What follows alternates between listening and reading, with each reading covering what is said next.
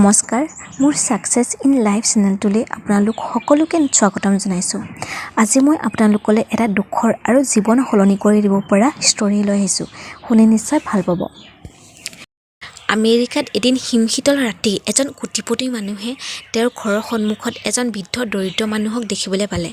তেওঁ বৃদ্ধ মানুহজনক দেখি সুধিলে, বাহিৰত ইমান ঠাণ্ডা আৰু তোমাৰ গাত কিয় কাপোৰ নাই?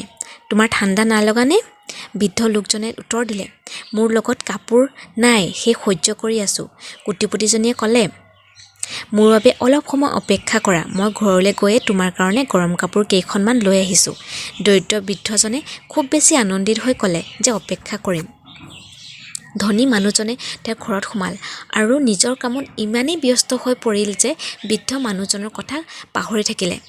ৰাতিপুৱা তেওঁৰ মনত পৰিল সেই বৃদ্ধ মানুহজনক দিয়া প্ৰতিশ্ৰুতি। তেওঁ লগে লগে ঘৰৰ পৰা কিছুমান গৰম কাপোৰ লৈ মানুহজনৰ সন্ধানত ওলাই গ'ল। কিন্তু বৃদ্ধ লোকজন তেওঁৰ ঘৰৰ পৰা কিছু দূৰত ঠাণ্ডাত মৃত্যু অৱস্থাত দেখিবলৈ পালে। মানুহজনৰ হাতত এখিলা সৰু কাগজ আছিল। কাগজখিলাত লিখা আছে, যেতিয়া মোৰ লগত কোনো গৰম কাপোৰ নাছিল, তেতিয়া মোৰ ঠাণ্ডাৰ সৈতে যুদ্ধ কৰাৰ ক্ষমতা আছিল।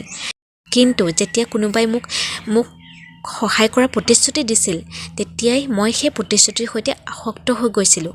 লগতে মই মোৰ ভীষণ ঠাণ্ডা প্ৰতিৰোধ ৰক্ষাৰ ক্ষমতা হেৰুৱাই পেলাইছিলোঁ। সেয়ে দয়া কৰি কাৰোবাক প্ৰতিশ্ৰুতি দিয়াৰ আগতে ভাবিবা, লগতে অহেতুক মিছা প্ৰতিশ্ৰুতি দিয়াৰ পৰা বিৰত থাকিবা।